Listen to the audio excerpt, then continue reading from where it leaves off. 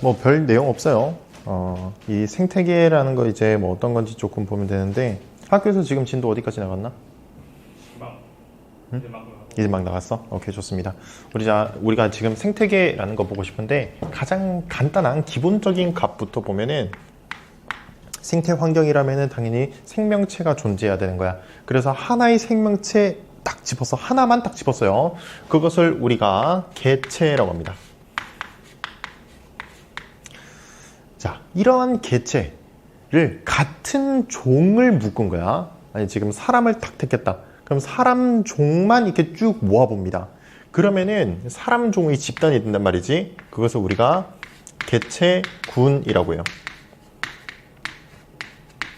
자, 그런데 지금 뭐 우리 건물이라고 한번 생각을 해보자고. 사람이라는 종도 사람의 집단이 있겠지만 사람만 있는 게 아니고 뭐 바퀴벌레의 집단, 그리고 뭐 개미의 집단, 뭐 민들레의 집단 이런 거 있을 수 있단 말이지.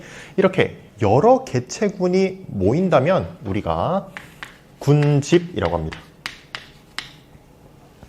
자, 여기서 추가적으로 환경이라는 요소만 더 집어 넣어 준다면 생태계다라고 얘기를 하게 됩니다. 자, 뭐 중요하게 봐야 되는 뭐 낚아서 내는 부분은 뭐가 있냐니까, 자, 개체에서 개체군으로 넘어갈 때 요 단계에서 우리가 같은 종이라고 했습니다. 무조건 같은 종만 체크를 하시고 다른 개체, 다른 종이 끼어 있다 그러면은 우리가 같은 개체군이다라고 하면은 당연히 안 되겠죠. 이렇게 보시면 되는데, 우리가 이런 생태계라는 것이 크게 두 가지로 나누어서 볼 수가 있습니다. 생물적인 요소, 그리고 비생물적인 요소로 나누어서 볼 수가 있다. 생물적인 요소는 여기 안에서 다시 세 가지로 나누어서 얘기를 해야 됩니다.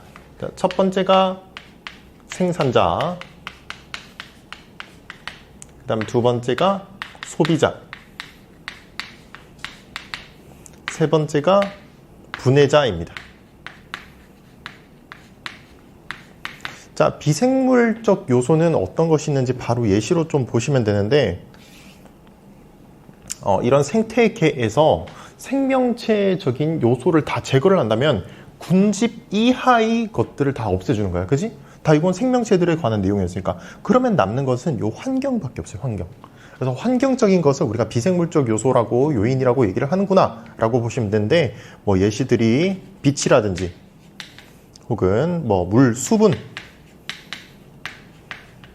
혹은 뭐 공기의 조성, 아니면 토양이 어떤지, 이런 등등 너무 많습니다. 이런 것들을 우리가 비생물적인 요소, 요인이라고 얘기를 한다. 그러면은 생산자라는 것이 어떤 건지 말씀을 드리자면, 생산자를 우리가 고급지게 독립 영양생물이라고 합니다.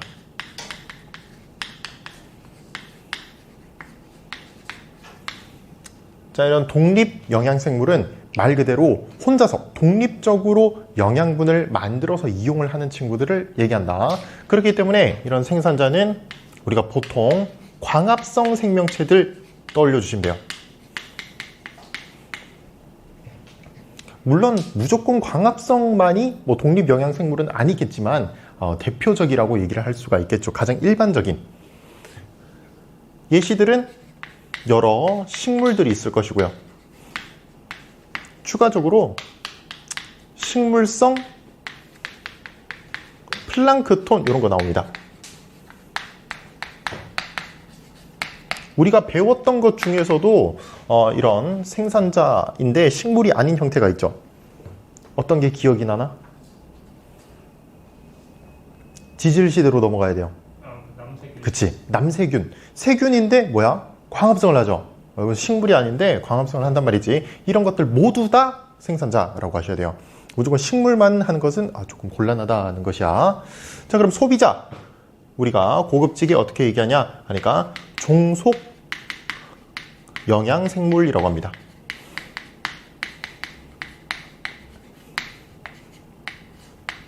자, 독립 영양생물은 혼자서 스스로 양분을 만들 수 있었는데, 이런 종속 영양생물, 소비자는 스스로 만들 수 있다 없다? 없다는 것이야. 그럼 어떻게 해야 돼? 다른 생명체를 먹이로 활용을 해야 된다라는 거죠. 스스로 못 만드니까. 그래서 우리가 포식자들 생각하면 좋아요. 먹는 관계, 먹고 먹히는 이런 것들 생각해 주시면 됩니다. 여러 동물들 생각해 주면 좋을 것 같고요. 그 다음에 마찬가지로 동물성 플랑크톤 그런 친구들도 생각해 주시면 좋겠다. 자, 그럼 분해자는 무엇이냐 하니까 말 그대로 분해해서 양분과 에너지를 얻는 친구들 얘기합니다. 우리가 뭐 식물이든 동물이든 뭐 죽고 나서 썩고 그러잖아. 썩히는데 사용되는 친구들 얘기하시면 돼요. 그래서 우리가 뭐 사체라든지 이런 것들 분해할 때 쓰는 친구들 얘기하는 겁니다. 일부의 세균, 균이라고 얘기하면은 조금 오해가 있을 수 있으니까 세균 종류, 그 다음에 균, 펑가이에 속하는 뭐 여러 균류, 뭐 곰팡이 이런 거 있을 수 있죠. 혹은 이제 뭐 버섯 같은 것들도 추가로 넣어 주셔야 돼요. 버섯 이런 것들도 간간히 묻는다. 이렇게 예시들까지도 알고 계시면 좋을 것 같습니다. 뭐 어려운 내용은 전혀 없다, 그지? 이렇게 담겨져 있다라고 정도 보시면 됩니다. 자, 이제 43페이지로 넘어오시면 어떠한 내용이 있냐 하니, 자, 지금 생물적인 요소와 비생물적인 요소 혹은 생물적인 요소 안에서 이 생산자, 소비자, 분해자들은 서로 영향을 주고받을까 안 주고받을까? 주고받겠죠. 자, 이때 비생물적인 요소가 생물적인 요소에게 영향을 줄 수가 있을까? 있다. 예시를 든다면 여름철에 내가 너무 밖에 많이 나가 있었어. 그럼 어떤 변화가 생길까? 피부가 타요. 그지? 뭐야? 내가 피부가 탔다는 것은 누구 때문이야? 빛을 많이 받았기 때문에. 그러면은 이것을 내가 영향받았다고 할 수가 있겠죠. 이러한 현상을 우리가 작용이라고 합니다. 다시 비생물적 요소가 생물적인 요소 요인에게 영향을 주게 된다면 그것을 우리가 작용이라고 얘기를 해요. 그럼 거꾸로 생물적인 요소가 비생물적인 요소에게 영향을 또 줄 수가 있습니다. 예를 들어서 우리가 이 강의실에서 계속해서 숨 쉬고 있으면은 어떠한 기체가 많이 발생해? 이산화탄소 많이 발생합니다. 그럼 시간을 굉장히 오랫동안 두고 보면은 산소의 농도는 계속해서 줄어들고 이산화탄소 농도는 증가해. 그러면은 공기 조성이 충분히 바뀔 수가 있다는 것이죠. 이런 것들을 우리가 반작용이라고 합니다. 되죠? 그 다음에 이런 생물적인 요소들도 서로 영향을 주고받겠죠. 분해자는 말할 것 없고요. 당연히 이제 죽고 나면은 해치우고 하는 것들이 있을 것이고, 특히 생산자, 소비자 혹은 소비자들 내에서도 이제 어떤 것들이 있냐니까 공생 있을 수 있고, 기생 혹은 포식과 피식 이런 거 있죠. 기생은 한쪽이 손해를 보고 한쪽은 이득을 보는 게 기생이고, 공생은 뭐야? 서로 이득 보는. 그죠? 서로 이득을 본다면 그것을 우리가 조금 더 고급지게는 상리공생이라고 합니다. 한쪽은 손해를 안 보고 한쪽은 또 이득을 봐. 이런 거는 편리공생. 이렇게 어쨌든 간에 이러한 예시들 모두 다 뭐가 된다? 하니까 영향을 주고받는 상호작용이 된다라고 내용이 나와 있습니다. 아시겠죠? 자, 그러면은 우리가 이 단원에서 해야 되는 것은 무엇이냐니까 이러한 예시들을 보면서 이게 작용인지 반작용인지 상호작용인지 정도 체크를 하시면 돼요. 물론 어떠한 원인에 의해서 이렇게 되니 이런 것들 물어볼 수는 있겠지만 일단 이게 가장 큰 값이다 라고 정도 보시면 됩니다. 그러면 아래쪽에 내려오셔서 첫 번째 빛과 생물에 관한 내용을 좀 보자. 첫 번째는 빛의 세기입니다. 빛은 생략하고 세기, 빛의 세기. 자, 빛의 세기에 따라서 잎의 두께가 달라진다라고 얘기합니다.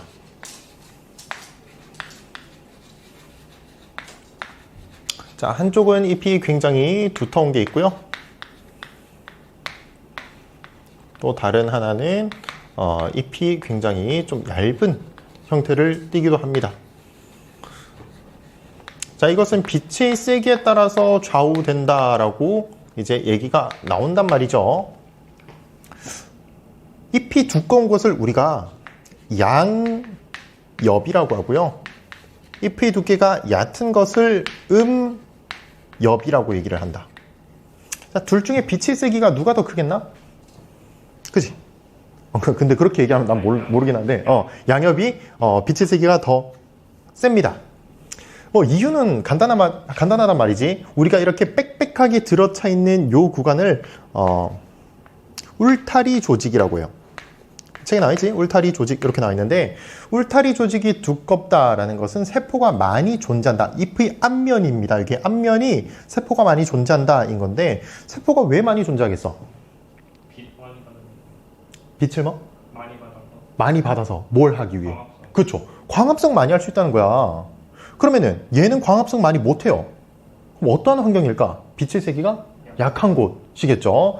그렇기 때문에 빛의 세기가 센 곳에서는 이렇게 울타리 조직이 빽빽하게 나타나는 양엽이 발달하게 되고, 빛의 세기가 적은 곳에서는 많이 만들 필요는 없단 말이지. 왜? 내가 만들 때 에너지 손실이 일어나잖아. 굳이 만들 필요가 없어. 다 어차피 못 쓰는데. 그래서 얇게 만듭니다. 울타리 조직을. 이것을 음엽이라고 하고, 이게 발달하게 된다라는 내용이에요. 어려운 내용 없죠. 그지? 근데 여기서 오해를 하시면 또 안 되는 부분이 있다.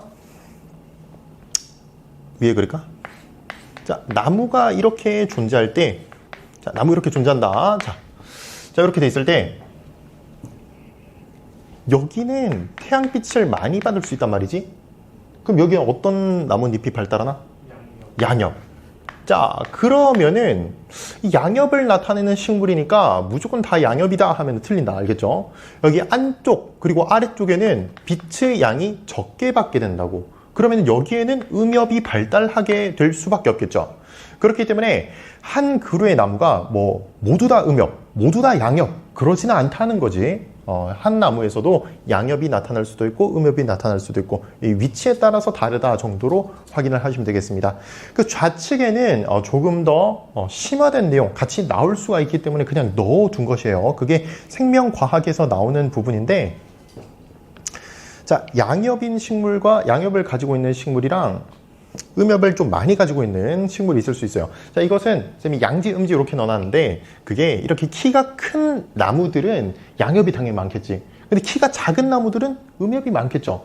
그렇기 때문에 양엽이 많이 발달한 친구를 양지, 음엽이 많이 발달한 친구를 음지 식물이라고 얘기를 합니다. 자, 이때 빛의 세기를 계속해서 키워보는 거야. 계속해서 키워보면은 얘가 무한히 정말로 이산화탄소를 많이 포집하고 산소를 계속 많이 내보내고 하냐 하면은 그러지가 않다라는 것이야. 양지식물이든 음지식물이든 최대값이 존재한다는 거죠. 그지? 광합성의 최대치가 됐을 때를 우리가 광포화점이라고 합니다. 자, 어쨌든 이런 광포화점을 봤을 때도 양엽이 음엽보다는, 양지식물이 음지식물보다는 훨씬 더 클 수밖에 없겠죠. 그 다음에 우리가 식물 또한 당연히 호흡을 한단 말이지. 세포호흡도 하고 광합성도 하는 거야. 이때 세포호흡을 더 많이 하게 된다면 그러면은 CO2가 만들어지는 게 더 많다는 거죠. 그지? 그런데 광합성을 더 많이 하게 된다면은 CO2가 흡수되는 값이 더 많지. 자, 요것을 이용을 했을 때 딱 0인 지점 있죠.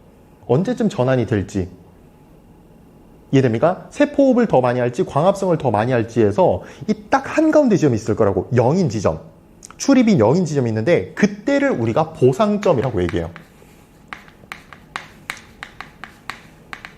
자, 그게 그래프에 담겨져 있다라고 정도 보시면 됩니다. 그래서 이제 포인트가 있다면 보상점이 양지식물이 조금 더 빛의 양이 센 곳에서 발달한다라는 것 정도 있을 것 같네요.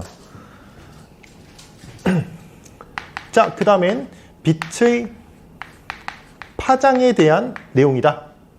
자, 파장은 우리가 이렇게 많이 적습니다. 뭐라고 읽어?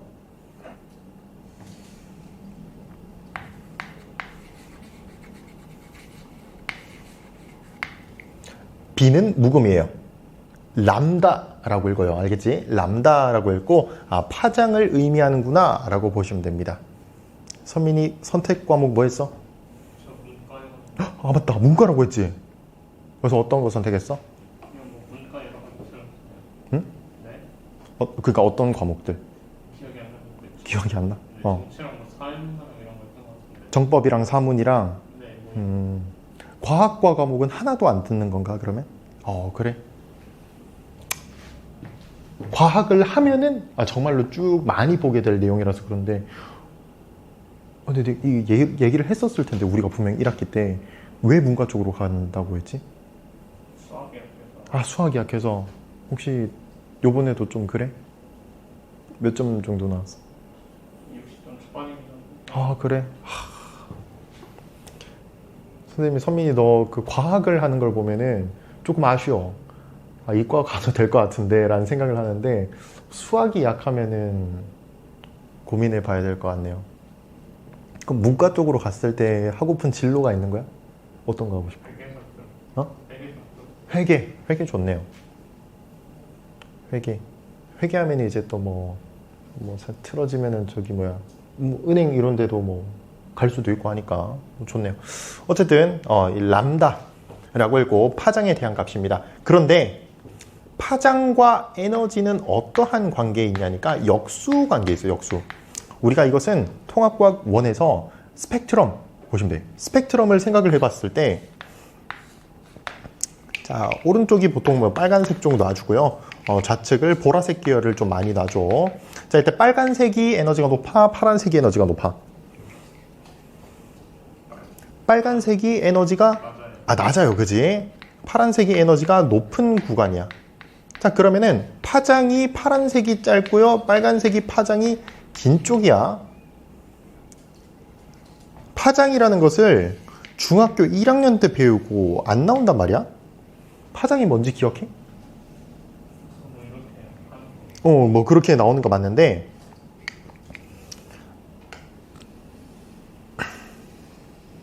자, 뭐 이렇게 있을 때 여기를 우리가 마루라고 하고요. 여기를 골이라고 한단 말이지. 자, 마루에서 마루까지 혹은 골에서 골까지 있죠.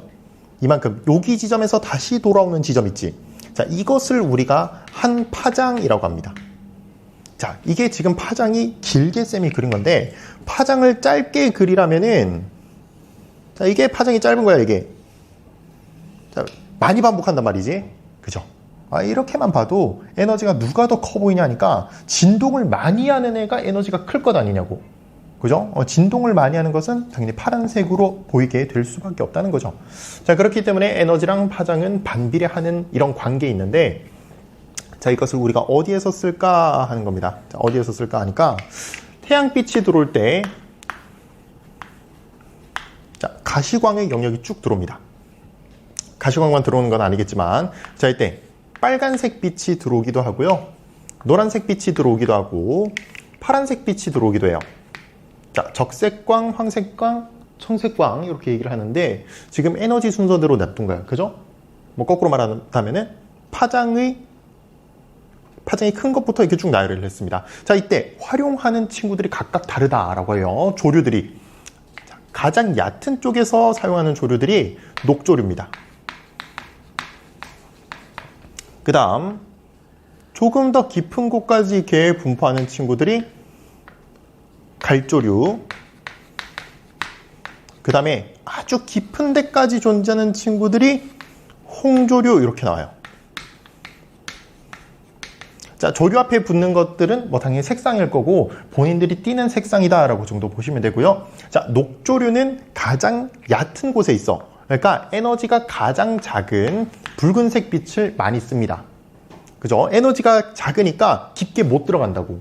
그 다음에 갈조류는 그럼 그것보다는 더 깊이 쓰니까 그것보다는 에너지가 조금 더 큰 황색광을 사용을 하는 것이고 홍조류는 굉장히 깊은 곳까지 있죠. 그렇기 때문에 아주 깊은 데까지 들어갈 수 있는 에너지를 가진 청색광을 주로 쓴다라고 보시면 됩니다. 여기서 이제 문제에서 항상 그러니까 이게 내용이 쉬우니까 어떠한 짓거리를 하냐면 문제에서 홍조류는 뭐 청색 광만 쓴다 뭐 이렇게 하면은 그거 아니라는 거야. 위쪽까지 쭉 분포해 있다면은 빨간색과 노란색도 같이 쓴다는 거죠. 그러면서 파란색을 주로 쓴다는 걸 뿐이지 얘네들을 안 써 있단 거는 아니라는 거야. 알겠지? 추가적으로 선생님이 이런 것들 많이 안 좋아하긴 하는데 예시들까지도 조금 보셔야 돼요. 자, 녹조류의 예시는 어떤 것이 있을까? 좀 푸른 빛깔을 띠는 초록색이어야 돼. 미역 안 됩니다. 다시 말안 돼요. 자, 파래. 아, 진짜 초록색이야. 그지? 이런 것들. 해조류 아니에요? 해조류, 그러니까 조류. 네. 응. 근데 미역을 다시마 아니에요? 그게 갈조류입니다. 미역이랑 다시마가 갈조류입니다. 자, 의구심이 든단 말이지. 그지? 선생님 미역국 초록색이던데요? 이렇게 생각이 든단 말이야. 자, 이게 미역국을 쳐다보지 말고 미역 그 자체를 바라보면은 갈색빛이 난단 말이죠. 그지? 특히나 이제 미역 줄기 쪽, 두꺼운 쪽 보면은 좀 갈색빛이 맞아요. 그게. 의구심이 든다면은 급식에서 확인해봐. 알겠죠? 뭐 또 다시마 이런 거 보면서 너구리에서 선생님 새까만색 아니에요? 뭐 이런 식으로 얘기하는데 아니에요. 이게 좀 자세히 들여다보면은 너무 까맣다기보다는 말려서 좀 까만 빛깔을 내는 거지 초록색 계열이 좀 갈색 계열이 조금 묻어 있습니다. 자, 그 다음에 홍조류 무슨 색이어야 돼? 붉은색을 띄어야 돼요. 어떤 게 있을까? 자, 이것도 의구심 많이 드는데 김 있어, 김. 이건 더더욱이 선생님 김 새까맣잖아요. 이렇게. 아, 얘네들 말리면 다 까매요. 말리면 좀 까만데 이것도 한번 해봐. 급식에서 김 나오고 이러잖아. 김 한 장을 딱 집어가지고 천장에 이렇게 딱 빛을 비춰봐. 그러면 되게 얇은 곳 있죠. 빛이 잘 통과되는 그 부분이 붉은 색상으로 보여요. 홍조류 맞습니다. 알겠죠? 친구들 이상하게 볼 수도 있지만은 홍조류다 이렇게 얘기하면 돼. 알겠지?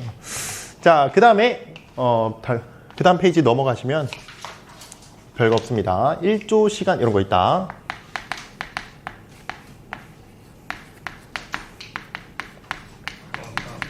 제가 학교에서는 작용할 때 진화나 그게 버그도 어떤 거? 작용에 진화? 당연하죠. 왜냐면 이제 급격한 환경 변화 때문에 이제 진화가 일어나는 것들이었잖아. 그지? 그렇기 때문에 비생물적인 요소가 영향을 줄 수 있는 거죠. 뭐 우리가 대멸종 원인들이 어떤 거 있었어? 그런 것들 보면은 대부분 이제 뭐 온도 이런 것들이 영향을 크게 줄 수도 있고요. 뭐 수분이라든지 이런 것도 영향을 꽤 미치는 것 같고, 뭐 판게아 이런 것들 얘기하면은 뭐 사는 곳이긴 하단 말이지. 해양의 사는 곳 이런 것들 뭐 줄어들게 되는 거니까 모두 다 비생물적 요소가 되는 거죠. 이게 영향을 주니까 작용이다. 그런 것들은 이제 뭐 충분히 뭐 예시로서 등장할 수가 있겠다. 그지? 뒤쪽에 앞에서 했던 것들 쭉 가지고 와서 예시로 낼 수가 있겠네요. 자, 그 다음에 1조 시간 뭐냐니까 태양빛이, 그러니까 빛이 얼마나 많이 주어지냐에 대한 내용인데, 첫 번째는 이제 식물에 대해서 조금 보면은 햇빛이 굉장히 많아야지만 꽃을 틔우는 식물들이 있다. 해가 많아야 돼. 24시 중에 해가 길어야 돼요. 그런 친구들을 우리가 장일 식물이라고 해. 그럼 거꾸로도 있겠죠. 자, 거꾸로가 보면은 이제는 해가 많이 안 떠 있어야 돼. 밤인 시간이 더 길어야 꽃을 틔우는 식물들이 있다. 그것을 우리가 단일 식물이라고 합니다. 이것도 안 좋아하는데 예시를 좀 알고 있어야 돼. 자, 장일 식물 같은 경우에는 우리가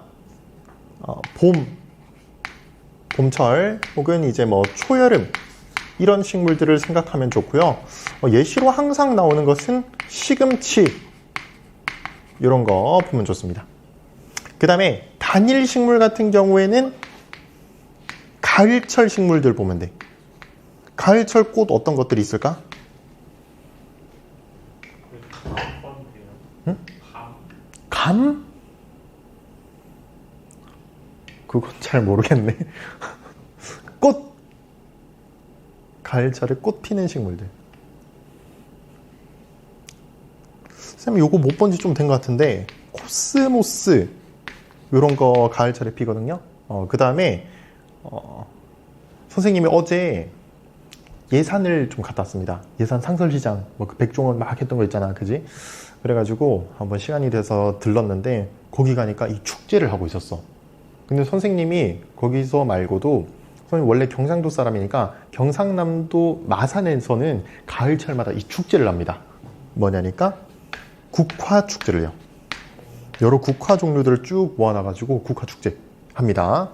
뭐 맛있는 것도 많이 팔고 하는데 물론 어제 예산에서는 뭐 이상한 거 많이 하더라고. 뭐 춤추는 걸로 이제 나 근데 먹으러 간 거니까 이거 하는 줄도 몰랐어. 어쨌든 간에 이런 것들 생각해 주시면 좋아요. 이런 것들 다 예시로 들어가 있다, 그지? 이것 말고 우리가 동물들에게서도 이제 영향을 끼치게 되는데 뭐 특히 이제 뭐 언제 알을 깔 것이냐, 생식이 언제 될 것이냐 이런 것들 얘기가 나와요. 뭐 번식 얘기 나오죠, 그지? 뭐 송어라든지 종달새, 꾀꼬리 이런 것들 번식을 언제 할지 이런 것들이 이제 나오게 되는데 다 외울 필요는 없다라고 정도 보면 되고 얘는 왜냐면 빈도가 좀 적어. 그리고 이제 좀 정보를 좀 알려줘요. 그렇기 때문에 요거는 해당이 될 수가 있겠구나 정도 보시면은 좋겠다는 거. 자, 여기까지가 빛에 대한 내용인데 빛에 대한 내용이 좀 제일 많기도 합니다. 자, 일단 봤을 때 자, 요거 울타리 조직의 두께가 결정이 되는 거, 잎의 두께가 결정되는 것은 작용, 반작용, 상호작용 중에 뭐야? 작용이겠죠. 그지? 자, 이거 작용이다. 자, 빛의 파장에 따라서 조류들이 분포하는 값이 달라집니다. 이거는 작용입니다. 그죠? 자, 해가 얼마나 떠 있냐에 따라서 식물이 꽃을 틔우는 값이 정해져. 작용. 이것도 마찬가지. 일조 시간에 따라서 동물이 언제 번식할지도 결정이 되는 거 다 작용이다. 그죠? 보면은 작용에 대한 예시가 좀 많은 것으로 보입니다. 뒤쪽에서도 계속해서 그런 값이 많아. 근데 이제 문제에서 여기에 관련해서 어떠한 것들이 또 등장하냐니까 미리 좀 보여주면은 여기에 중간에 띡 끊어줘. 이렇게 빛을 주다가 안 줘버려요. 그럼 얘 꽃을 안 피워버린다. 얘도 마찬가지다. 얘도 중간에 띡 끊어버리면은 꽃을 안 피워요. 물론 이런 문제를 줄 때는 조건들을 내가 해석할 수 있게끔 안 끊기는 것도 주고 끊기는 것도 주고 얼마 지나고 나서 끊기는 것도 주고 이런 거 다 줘. 그렇기 때문에 너무 걱정은 하지 마시고 이렇게 되면 꽃을 피우는구나 안 피우는구나 정도 체크를 하셔서 문제 푸시면 됩니다. 아시겠죠? 자, 그 다음 온도에 대한 내용 나와 있네요.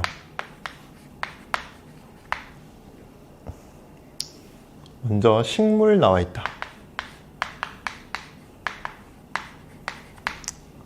뭐 얘는 별거 없습니다. 온도가 지금 너무 낮아지면 지금쯤 생각하면 돼. 어떤 일이 벌어져?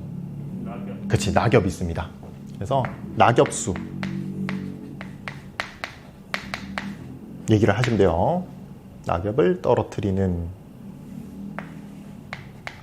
낙엽을 떨어뜨리면요, 왜 떨어뜨리냐 하면은 뭐 이유는 여러 가지일 텐데 일단 양분 이런 것들 많이 아낄 수가 있고 에너지도 많이 아끼고요. 그 다음에 수분이랑 또 관련이 있어. 사실 온도뿐만이 아니고 수분을 빼앗기는 일에도 관련이 있다 보니까 얘네가 좀 만져보면은 낙엽수들의 잎을 만져보면은 좀 뭐라 해야 되지? 보호해주는 그런 막이 없달까? 그런 것 때문에 수분이 잘 날아가 얘네들이. 그래서 그런 것들도 좀 방지하고자 낙엽을 떨어뜨린다 라고 정도 보시면 돼요.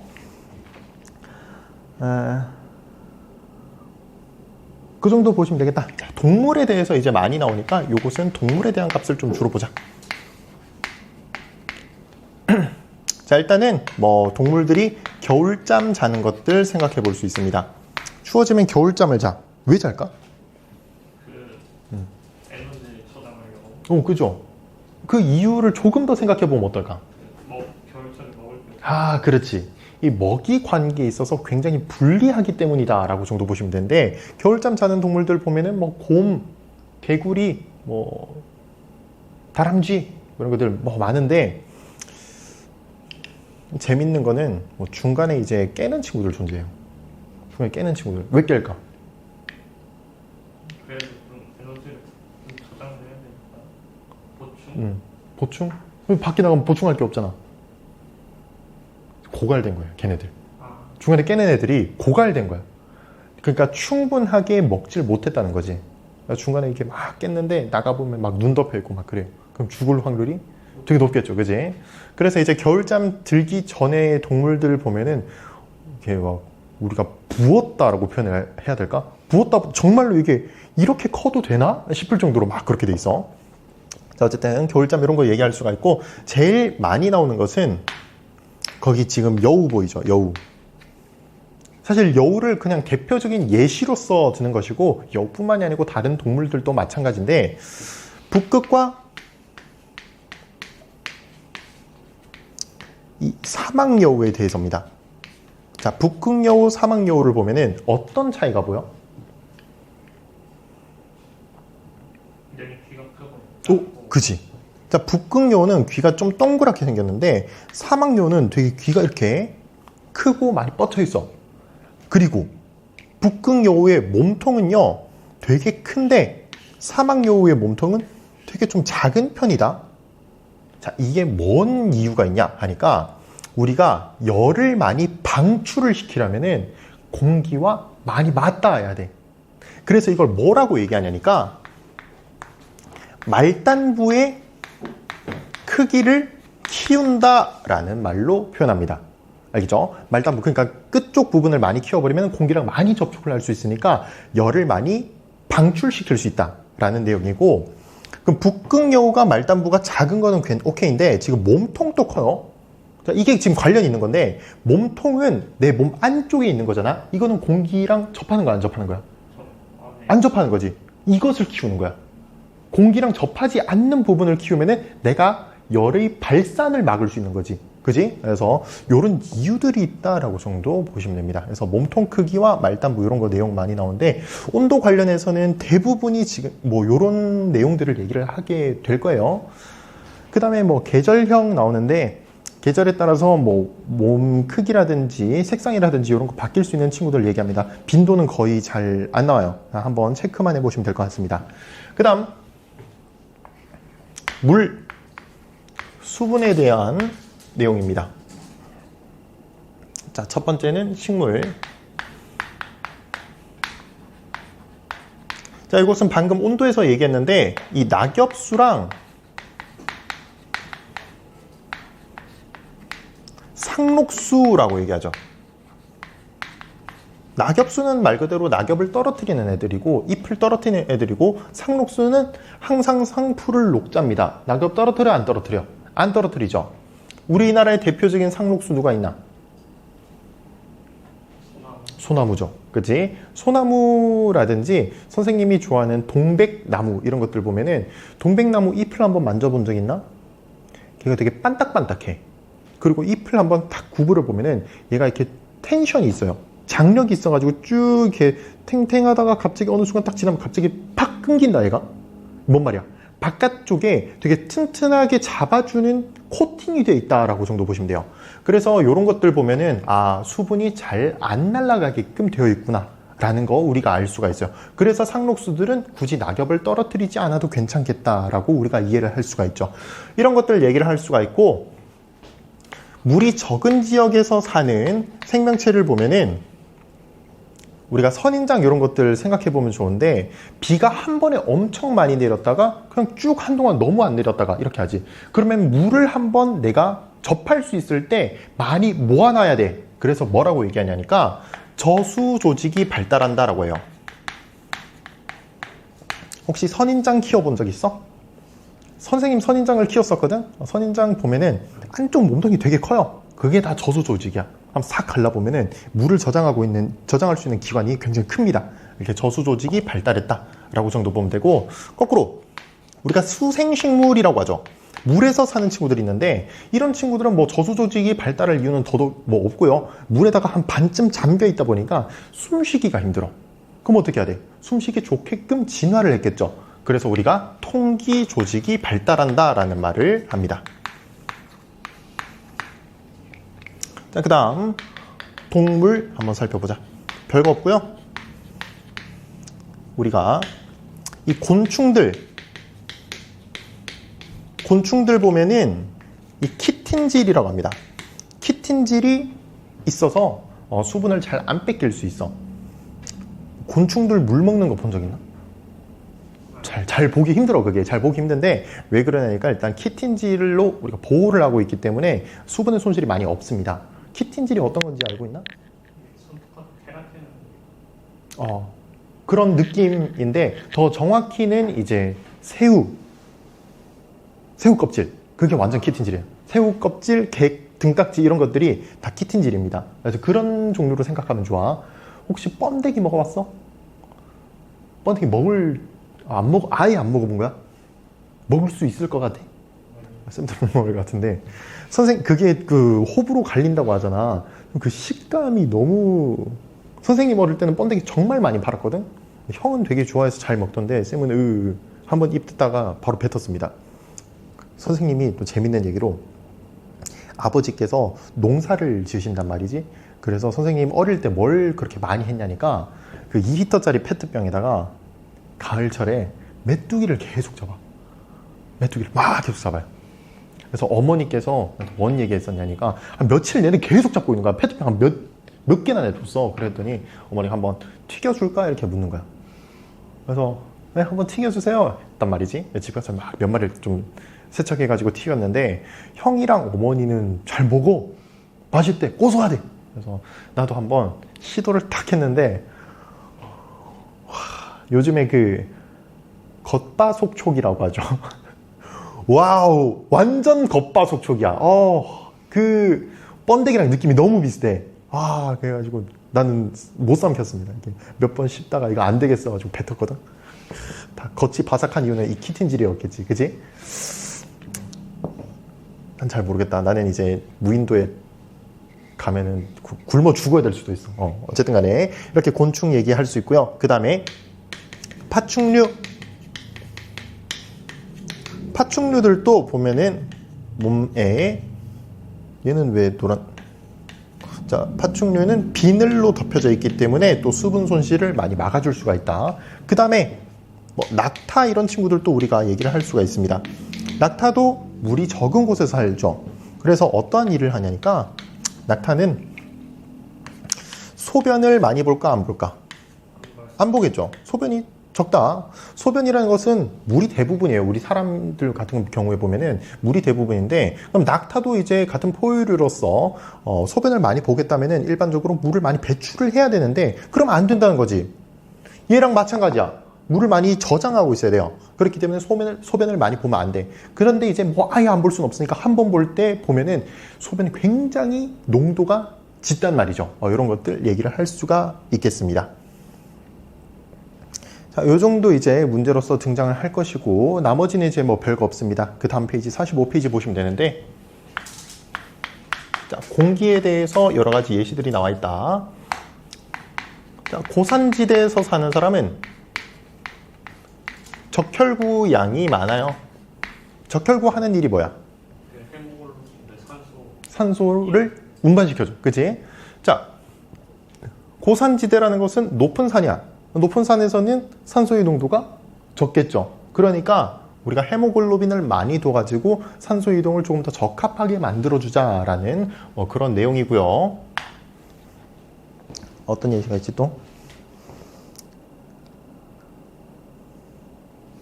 그 다음에 별거 없네요. 세포 호흡이라든지 혹은 광합성이라든지 아까 전에 선생님이 얘기했었던 저기 앞에서 얘기했었던 그런 거 생각을 하시면 됩니다. 그 다음 선생님이 그 오타인데요. 그 복붙을 잘못해가지고 공기와 식물이 아니고 토양과 이제 생명체 간의 관계인데, 자, 토양에 있어서 굉장히 많은 예시를 들 수가 있을 것 같습니다. 일단은 식물이 죽어. 식물이 이제 작물들이 자라고 이제 죽어요. 그러면은 토양의 산성화가 일어난단 말이죠. 이런 것들 얘기를 할 수가 있을 것이고, 또 그 다음에 지렁이라든지 두더지라든지 이런 친구들이 흙을 파먹잖아? 그러면은 흙에 공기가 잘 통해요. 그래서 통기성이 높아진다. 통기성이 좋아. 그 다음에 지렁이가 흙을 막 먹잖아. 통기성도 좋아지고요. 그 다음에 이제 먹었던 것들이 똥구녕으로 막 나가잖아. 그럼 토양이 비옥해져요.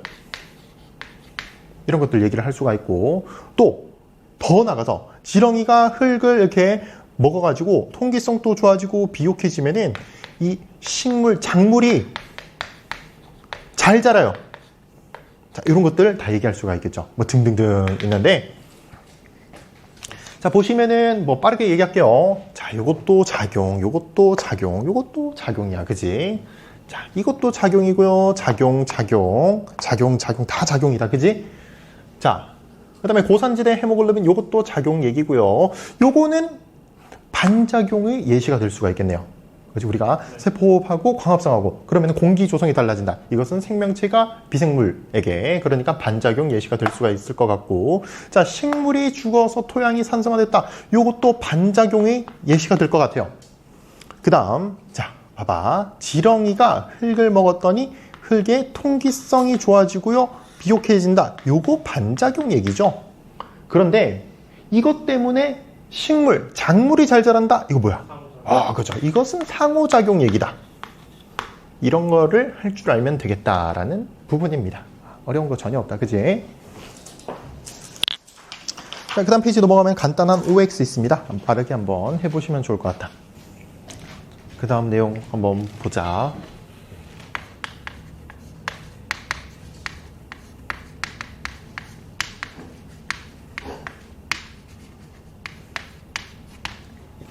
자, 앞에서 우리 뭐 이런 생태계라는 값에서 배웠는데, 이 생태계가 평형을 잘 갖추어 있어야 좋겠죠. 거기에 대해서 한번 배우고자 한다라고 보면 된다. 자, 첫 번째 나오는 것은 먹이, 사슬입니다. 사슬. 사슬이 어떻게 돼 있나 생각해 보면은 사슬이 이렇게 고리 모양으로 이렇게 쭉 연결이 돼 있는 것을 우리가 사슬이라고 합니다. 근데 먹이 사슬이라는 것은 그러니까 먹고 먹히는 관계가 단편적인 내용을 얘기를 하는 겁니다. 자, 그래서 뭐 예시가 어떤 거 있지? 그냥 생산자, 1차 소비자 이렇게 나타냈네. 생각나는 식물 있나요? 지금요?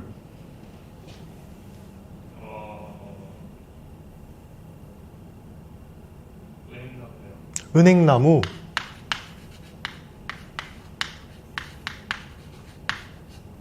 자, 뭐 은행나무를 다람쥐가 이용을 합니다.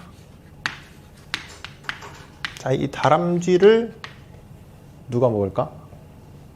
뱀이 먹을까?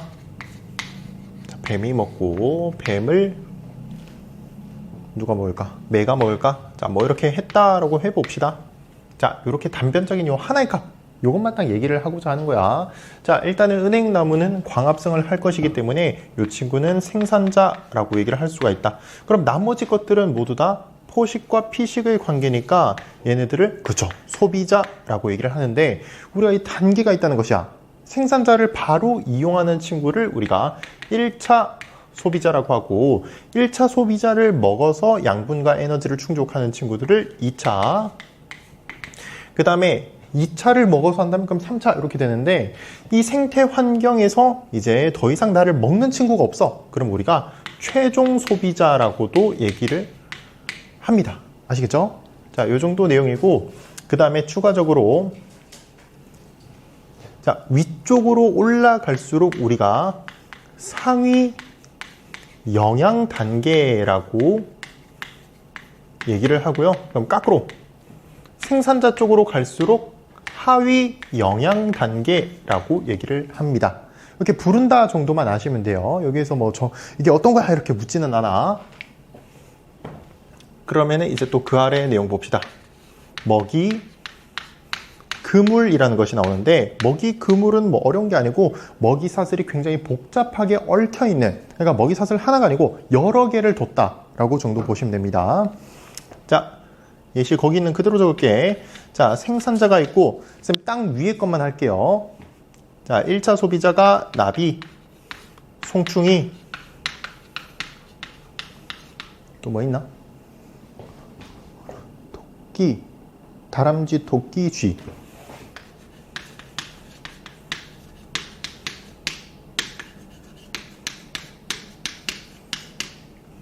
그 다음에 얘네들을 먹는 게 거미, 진해. 거미랑 진해랑 또 뭐야? 도마뱀? 자, 얘네들 먹는 게 참새, 뱀 이렇게 있네.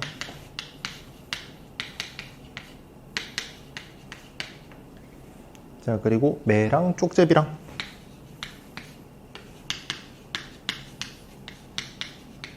자, 이렇게 되어 있습니다. 좋다. 자, 나비, 송충이, 다람쥐, 토끼, 쥐 이런 친구들은 모두 다 생산자를 그대로 이용을 한단 말이죠. 그럼 뭐라 해야 돼? 1차 소비자 하시면 된다. 그죠? 그 다음에 거미가 나비랑 송충이를 먹네요. 나비랑 송충이를 먹고, 진해가 송충이만 이용을 한다. 도마뱀은요, 도마뱀도 송충이만 이용을 하네요. 자, 그래서 얘네들을 우리가 모두 2차 소비자라고 얘기를 합니다. 참새는 뭘 먹는지 보면은 거미, 송충이, 진해, 도마뱀 이렇게 먹네. 거미, 송충이, 진해, 도마뱀 이렇게 먹는다. 뱀은요? 뱀 뭐 이렇게 많이 먹어? 토끼 아닌가? 토끼 안 먹나? 쥐를 먹고, 아, 쥐랑 도마뱀만 먹네? 그죠? 왜지? 뭔 좀 잘못된 것 같은데? 다람쥐 토끼도 못 먹나? 다람쥐 토끼는? 빨라서 못 먹나? 자, 그 다음에 매가 누구를 먹냐 하니까 다람쥐 먹나? 다람쥐, 토끼, 쥐 다 먹네. 다람쥐, 토끼, 쥐, 그 다음에 뭐 참새도 먹죠. 참새도 먹고, 뱀도 먹고, 도마뱀도 먹어? 매가 도마뱀도 먹어? 이 작은 걸 먹어? 먹는다고 하자. 아, 여기까지만 할게요. 쪽집이 더 안 할게. 자, 이때 지금 책에 뭐 3차 소비자랑 최종 소비자 이렇게 나타냈다. 그지? 근데 조금 디테일하게 봅시다. 다시 1차 소비자는 뭐였냐니까 생산자를 먹이로 이용을 하는 친구들을 1차, 2차는 1차를, 3차는 2차를, 4차는 3차를 이렇게 되는 거잖아. 그지? 자, 이때 거미, 진해, 도마뱀 오케이 다 괜찮은데 참새 볼게요. 참새가 거미를 이용하네? 뭐야? 3차 소비자 맞아. 참새가 진해를 이용해요. 뭐 도마뱀을 이용해요. 다 3차에 대한 내용이야. 그지? 그런데 참새가 또 뭘 먹냐니까 송충이를 먹어. 뭐야? 2차 소비자에 대한 내용입니다. 그러니까 이게 문제를 풀 때는 얘가 2차 소비자이자 3차 소비자다라고 얘기를 하셔야 됩니다. 마찬가지 뱀이 도마뱀을 이용하지만 쥐도 먹어요. 뭐야? 2차이자 3차라고 얘기하셔야 돼요. 그럼 매는 뭐 최종 소비자가 맞긴 한데 뭐 1, 2, 3에다가 해당이 되면 어디다 해당되냐 하니까 참새도 이용하고요. 도마뱀도 이용하고요. 뭐 다람쥐, 토끼, 쥐 다 이용하네. 뭐야? 2차, 3차, 최종 뭐 4차 이렇게 다 얘기를 할 수 있다는 거야. 좀 뭐 4라고 할까요? 자, 이렇게 다 할 수 있다. 자, 그래서 요거 좀 체크할 수 있냐 없냐 뭐 이런 거 얘기가 나옵니다. 그래서 요 정도 살펴보시면 되겠다.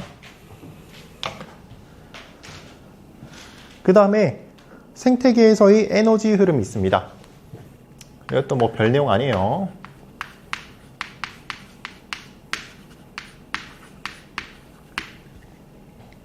우리가 자, 지구랑 생명체의 이런 시스템을 유지하기 위해서는 누가 있어야 돼?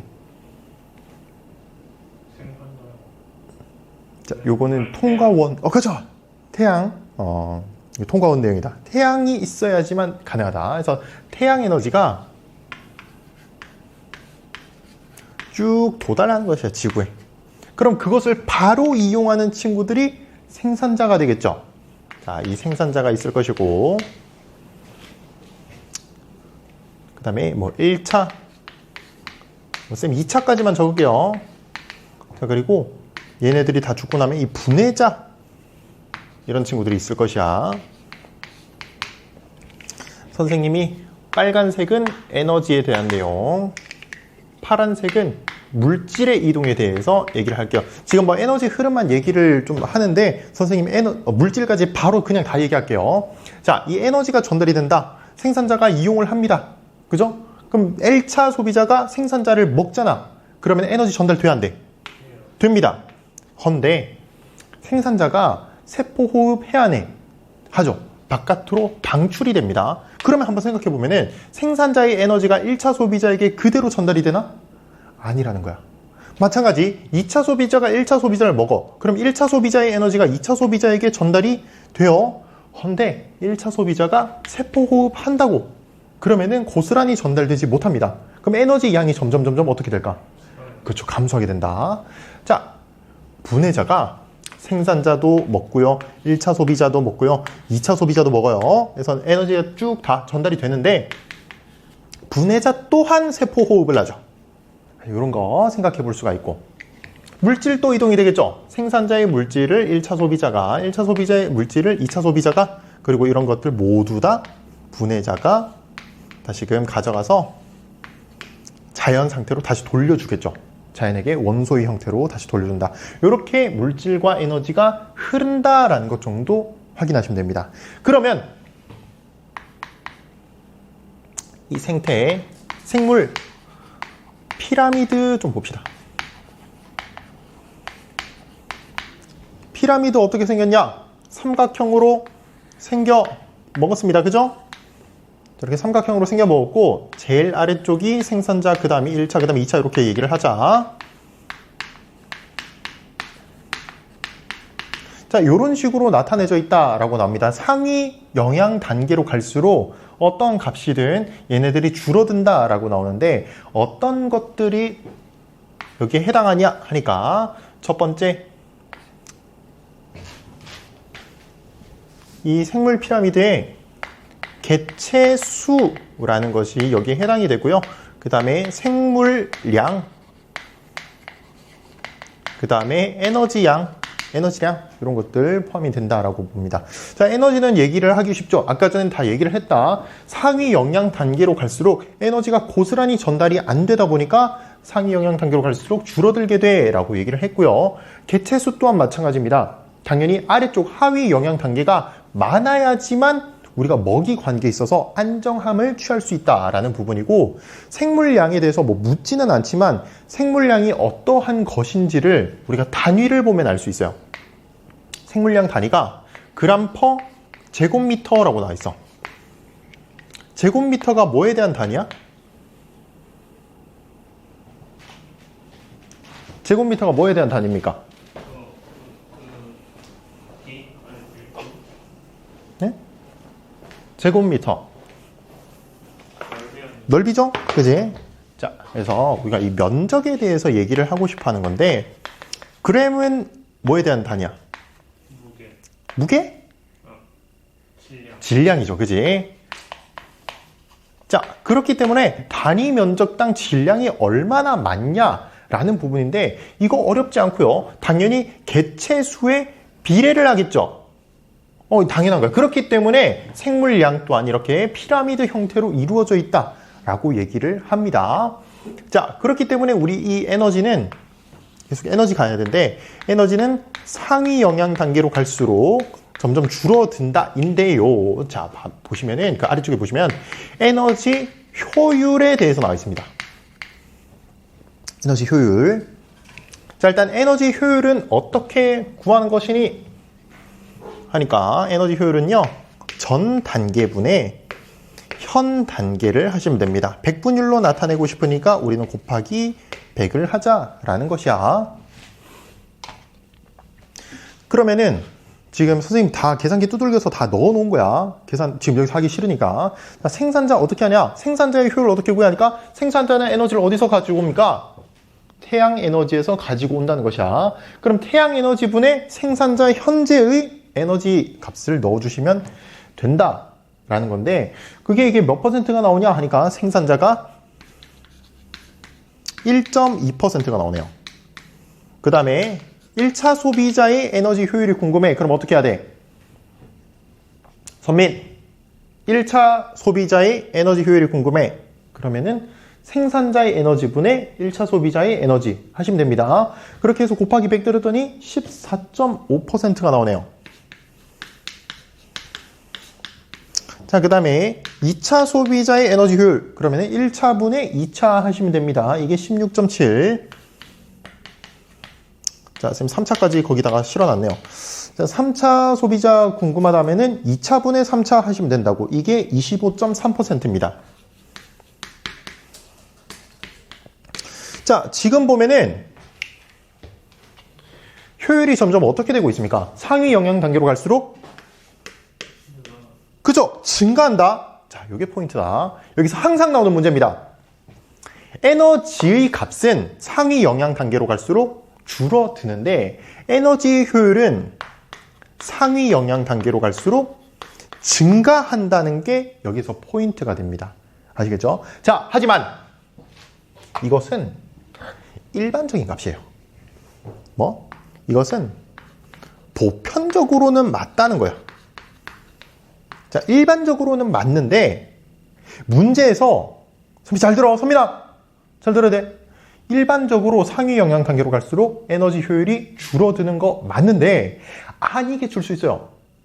무조건 맞다는 게 아니야. 지금 뭐 1차에서 2차로 갈 때 살짝 꺾이거나 뭐 할 수 있습니다. 살짝 줄었다가 다시 증가하거나 뭐 이렇게 될 수 있는데 그런 것들은 문제에서 잘 확인을 하셔라는 거야. 그냥 대충 보고 넘겨서 아 맞지 하면서 넘기시는 거는 안 되겠다는 거야. 항상 전 단계분의 현 단계를 하셔서 퍼센테이지까지 구해놓고 비교를 하는 게 좋겠다라는 것입니다. 자, 그러면 이제 여기까지가 생태계 평형을 얘기하기 위한 기본 값들을 얘기했습니다. 그럼 생태계 평형을 만들러 가주자고. 자, 이 생태계 평형을 이루기 위해서 첫 번째 포식과 피식에 관련된 내용입니다. 지금 책을 보면은 예시가 눈신토끼와 스라소니입니다. 스라소니가 어떻게 생겼는지 좀 아나? 알아. 고양이과죠. 고양이과인데 표본보다는 작은, 그지? 그런 친구입니다. 누가 포식자야? 스라소니가 포식자요. 눈신토끼가 피식자다. 그럼 개체수가 누가 더 많아야 돼? 그치?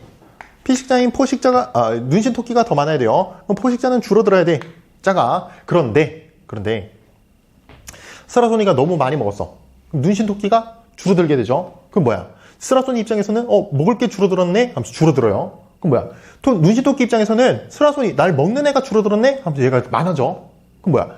스라소니 입장에서는 눈신토끼가 많아졌네, 먹을 게 많아졌네 하면서 얘가 또 증가해요. 얘가 증가하면 얘가 줄어들고, 얘가 줄어들면 얘가 줄어들고, 얘가 줄어들면 얘가 증가하고 계속 반복하는 주기성을 띈다는 게 그 그래프의 내용입니다. 어렵나요 이게? 간단한 얘기야, 그지? 그 다음 페이지 넘어갑시다. 그 다음에 뿔사슴과 늑대의 뭐 예시도 있는데 이것은 외부에 있다가 이 환경에 딱 들어온 거야. 들어와서 이제 자리를 잡게 됐다. 뭐 그런 내용인데요. 지역적 격리라고 나오죠. 어쨌든 뿔사슴과 늑대도 이런 주기성을 띌 수밖에 없어요. 서로 먹고 먹히는 관계에 요거 얘기를 할 수가 있다. 그 다음에 이 생태계 평형에서 보시면 이 종 다양성이 같이 나와요.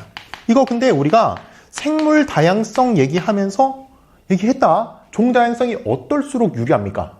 근등할수록 종류가 많을수록 높아야 돼요. 그지? 네. 이유가 뭐죠? 대체종? 그치?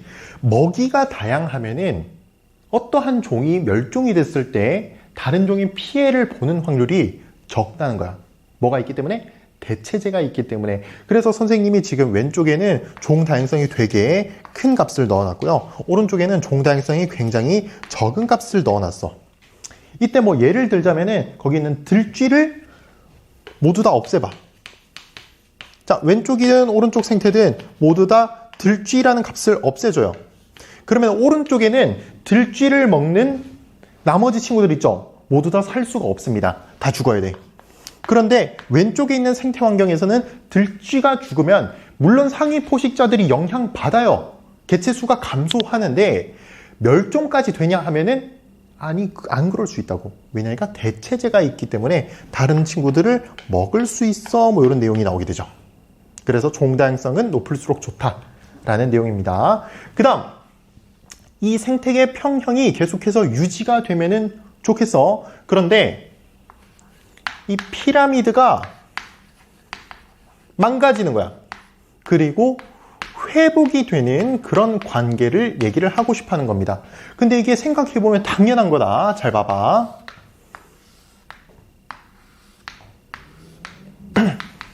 자, 생산자 1차, 2차가 있습니다. 자, 이때 어떠한 이유에서든 간에 1차 소비자가 값이 증가해요. 자, 이게 어려운 게 아니고 각각의 영양 단계에서 생각해 보시면 됩니다. 생산자 입장에서는 나를 먹는 친구가 많아졌어. 그러면은 생산자는 개체수가 어떻게 돼? 그렇죠. 줄어들게 되겠죠. 그런데 2차 소비자 입장에서 어때? 먹을 게 많아진단 말이죠. 그럼 2차 소비자의 개체수는 늘어납니다. 증가하게 된다. 자, 그러면은 다시 거꾸로 해보자. 1차 소비자 입장에서는 이제는 먹을 게 줄어들었어. 어떻게 됩니까? 다시 줄어들게 돼요. 다시 줄어든다. 그리고 2차 소비자 입장에서도 1차 소비자가 이렇게 줄어들게 되면은 줄어들어요. 줄어들어. 그리고 생산자의 입장에서는 나를 먹는 애가 줄어들게 되니까 다시 회복이 가능하다는 거죠. 뭐야? 다시 원래의 사이즈로 돌아가게 되잖아. 그죠? 이렇게 피라미드가 살짝 무너질 수 있어. 이게 주기성이 있다고 했습니다. 그런데 어찌됐든 가만히 냅두면은 회복이 가능하다라는 겁니다. 되겠죠? 자, 그러면 이제 몇 개 별거 아닌 거 남았습니다. 자, 이런 생태 평형이 파괴가 돼요.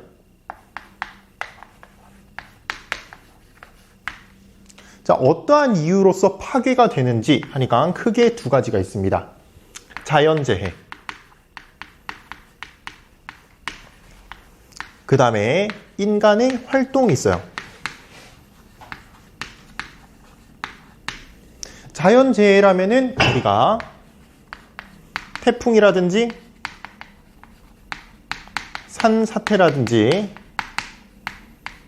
산불이라든지 홍수라든지 등등 너무 가뭄이라든지 많습니다. 그죠? 이런 것들로 인해서 이 생태 환경이 파괴가 될 수 있다라는 것인데 근데 이게 자연재해라는 것이 또 인간과 사실은 관련이 있는 것이죠. 그지? 우리가 특히 지구온난화 이런 것들 때문에 자연재해가 더 많이 발생한다. 그래서 사실 인간이 자연재해를 더 크게 만들고 있어요. 라고 볼 수가 있기는 합니다. 자, 인간의 활동으로서는 어떻게 이 생태 환경이 파괴가 되는지 지금 보시면은 우리가 이거 앞에서 배웠던 거 그대로입니다. 이 서식지 파괴가 있어요. 자, 서식지 파괴하면은 우리가 가장 먼저 떠오를 수 있는 것이 서식지 단편화입니다. 자, 서식지 단편화를 해서 어떻게 됐어? 뭐 철도 깔고 도로 뭐 이렇게 막 깔고 하면은 생태가 단절이 되면서 수많은 값이 멸종이 됩니다. 60%, 70% 멸종한다. 그리고 현재 많이 이루어지고 있는 도시화 있습니다. 도시화. 자, 도시화가 되면서 우리가 뭐 기존에 있던 자연 생태를 또 바꾸게 되겠죠. 이런 도시화 얘기가 나오면서 많이 얘기가 나오는 것이 열섬 현상이라는 게 있어. 소민아, 열섬 현상이 뭐야? 도시하니까 콘크리트 때문에 열이 빠져나가는. 그치. 열이 빠져나가지 못해서 밤에도 굉장히 더운 것들, 이런 거 얘기합니다. 그죠? 혹시 강원도 가본 적 있나요? 여름철에? 없어? 강원도에는 도시화가 잘 안 되어 있죠. 그래서 선생님 또 여름철에 이제 한 번만 가봤는데 밤에 굉장히 좀 시원합니다. 여기처럼 뭐 굉장히 덥고 그러지 않아. 좀 다닐만 한데 할 정도로 시원합니다. 그래서 열섬 현상이 없다는 거죠. 이런 것들 얘기를 할 수가 있을 것이고요. 그 다음에 우리가 나무를 너무 많이 패. 그죠? 그래가지고 뭐라고 해야 되나? 나무를 너무 많이 패. 뭐 숲의 파괴, 벌목 이렇게 나오네. 벌목. 과도한 벌목이죠. 사실은 벌목이라는 것을 하기는 해야 됩니다. 우리가 너무 늙은 친구들 있지? 너무 이제 나이가 많이 먹은 그런 식물들, 그런 나무들은 베어줘야 돼요. 왜냐면 걔네들은 광합성의 양보다는 세포호흡의 양이 많거든요. 그렇기 때문에 베어줘야 되는 것은 맞는데 무분별하게 벌목을 한다라는 거지. 특히 우리 지구에서 폐라고 불리는 아마존 열대우림 이런 것들 너무 많이 황폐화가 됐습니다. 생각해 볼 수가 있는 것이야. 그 다음에 댐 건설도 좋고요. 경작지 개발. 경작지 개발이 왜 문제일까?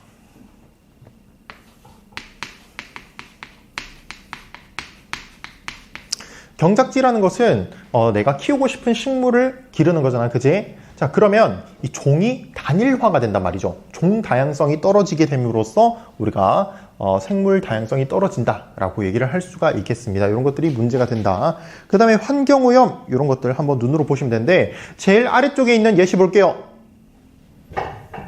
자, 인간의 활동으로서 이런 생태계 평형이 파괴되는, 깨지는 경우입니다. 우리 카이바브 공원이야. 카이바브 공원 아니고 카이바브 고원의 얘기인데 1905년도 때 어떤 일이 있었냐? 이때 늑대가 너무 많은 거야. 그래서 늑대 사냥을 허가를 해버립니다. 그래서 늑대 사냥을 허가했더니 어떤 일이 발생하냐 하니까 거기에 있던 사슴이 엄청 많이 증가해요. 그치? 자, 근데 그 그래프 봐봐. 그 그래프 보면은 사슴이 계속해서 쭉 증가해요. 그러다가 감소해. 왜 감소했을까? 그죠? 자, 지금 보면은 원래는 그렇게 돼야 돼. 근데 사슴이 많이 증가하면은 초원의 양이 많이 줄어들기 때문에 감소하는 것도 맞지만 늑대의 값도 많이 증가를 해서 잡아먹는 값이 생겨야 되는데 늑대가 회복이 됩니까? 안 됩니까? 안 됐다는 거야. 누구 때문이야? 인간 때문에. 인간이 너무 많이 쏴 죽였어요. 그래서 이게 회복이 불가능할 정도로 많이 죽어버린 것이죠. 자, 이런 경우를 우리가 지금 거기에 예시로 넣어놨습니다. 요거는 많이 나오는 것이니까 한번 체크해서 볼 필요가 있어요. 자, 그럼 이렇게 생태계라는 것이 평형이 파괴가 되면 돼, 안 돼? 돼, 안 돼? 안 되겠죠. 이것을 잘 보전하자라는 건데 이것도 사실 앞에서 했는 것과 굉장히 유사한 내용입니다. 우리가 지켜야 되는 종들은 보호종으로 지정하자 이런 것들 법으로 보호하자라는 것이고요. 그 다음에 국립공원 조성 이런 것들 있죠. 선생님이 좌측에 대구 수목원 이런 거 넣어놨습니다. 선생님 또 고향이죠, 대구. 선생님은 이제 학창시절 때 그래서 학교에서 보내줘서 갔는데 저기 대구 수목원이 저 국립공원이 과거에는 쓰레기 매립지였습니다. 쓰레기 매립지라면 거기서 기껏 사는 게 뭐 바퀴벌레, 개미 뭐 이 정도일 텐데 여기를 다 덮고 공원으로 만들었어. 저기 가면 다람쥐 뛰어다녀요. 다람쥐랑 달리기 한판 하고 막 그랬었습니다. 뭐 그런 거라든지요. 하천 복원 사업 좋습니다. 그 다음에 옥상 정원 얘기가 또 자주 등장해요.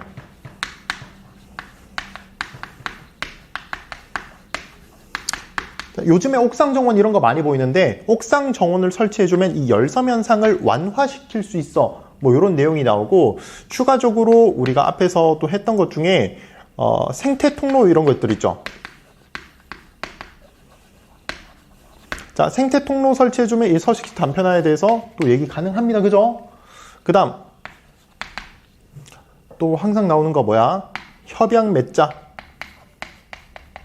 앞이랑 똑같습니다. 뭐 람사르 협약이라든지 생물 다양성 뭐 협약이라든지 이런 것들 얘기를 하고 있다라는 부분입니다. 진짜 별 내용 없어요. 그지? 되게 뒤쪽으로 갈수록 너무 당연한 얘기를 하고 있고 그래서 문제에서 그나마 어떠한 것들을 내겠냐? 뭐 먹이 그물에 대해서 내고요. 에너지 흐름에서는 요 에너지의 양, 이 생물 피라미드, 그 다음에 에너지 효율에 대해서 항상 나오니까 에너지 효율 잘 체크를 하셔야 된다. 나머지는 뭐 별거 없습니다. 이 회복에 대해서도 항상 나오는데 생태 피라미드 회복 어렵지 않으니까 이 영양 단계에서 각각들의 상태를 잘 확인을 하시면 되겠다라는 부분입니다. 오른쪽에 OX 한번 빠르게 해볼 수 있도록 해봅시다.